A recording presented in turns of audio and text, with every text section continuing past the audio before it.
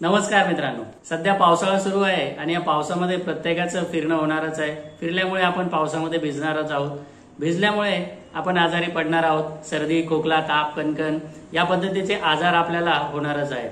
मित्रांनो, पावसामध्ये भिजल्यानंतर हे आजार का होतात आणि हे आजार होऊ नये यासाठी आपल्याला काय करता येईल ते या व्हिडिओमध्ये आपण जाणून घेणार आहोत। मित्रांनो, ज्यावेळेस आपण बाहेर फिरायला जातो, पावसामध्ये भिजतो, त्यावेळेस जे वातावरणामध्ये झालेले बदल असतात त्याचा आपल्या शरीरावर परिणाम दिसतो।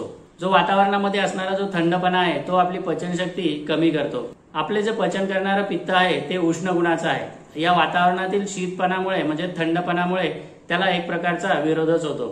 त्याचप्रमाणे शरीरामध्ये जो कफ साचलेला असतो तो देखील थंड गुणाचा आहे। वातावरणामध्ये वाढणारा जो थंडपणा आहे त्यामुळे तो कफ जो आहे तो शरीरामध्ये पातळ व्हायला सुरुवात होते। त्यामुळे घशामध्ये कफ जमा होणे, शिंका येणे या पद्धतीचे लक्षणं आपल्याला दिसायला लागतात। हाच वाढलेला कफ ज्यावेळेस पोटामध्ये उतरतो त्यामुळे पोटामध्ये अग्निमांद्य किंवा अजीर्ण निर्माण करतो आणि त्यापासून पुढे चालून आपल्याला ताप, कणकण आणि व्हायरल सारखी लक्षणं दिसायला लागतात। मित्रांनो, सुंठ म्हणजेच अद्रक याला आयुर्वेदामध्ये विश्व भैषज्य असं म्हटलं आहे। म्हणजेच काय तर कुठल्याही प्रकारचे जे आजार आहेत, वातामुळे असोत, पित्तामुळे असोत किंवा कफामुळे असोत, ते कमी करण्यासाठी या सुंठीचा अतिशय चांगला उपयोग होतो। जर सर्दी, खोकला, अजीर्ण आणि अपचन या आजारासाठी तर ती रामबाण औषधच आहे। त्यामुळे तुम्ही जर पावसामध्ये भिजला आणि त्यामुळे जर तुम्हाला सर्दी, खोकला झाला तर त्यासाठी या सुंठीचा तुम्हाला खूप चांगला उपयोग होणार आहे। ही 1 चमचा आलं, अद्रक किंवा सुंठ 2 कप पाण्यामध्ये आपल्याला टाकायची आहे।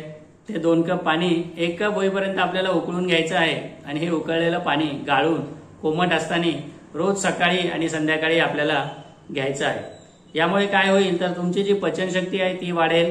शरीरामध्ये जो थंडपणा निर्माण झालेला असतो तो कमी होईल। शरीरामध्ये अतिरिक्त निर्माण झालेला जो कफ आहे तो व्यवस्थितपणे पचून जाईल व ताप, कणकण आणि अंगदुखी ही लक्षणं देखील सहज कमी येतील। तर सकाळी संध्याकाळी साधारण 1 कप काढा जेवणाच्या नंतर तुम्ही घेऊ शकता। साधारण 2 ते 3 दिवस आपण हे जर कंटिन्यू केलं तर आपल्याला कुठल्याही पद्धतीचे सर्दी, खोकला, ताप, कणकण पावसामुळे निर्माण झालेली जी लक्षणं आहे ती सहज आटोक्यात येतील।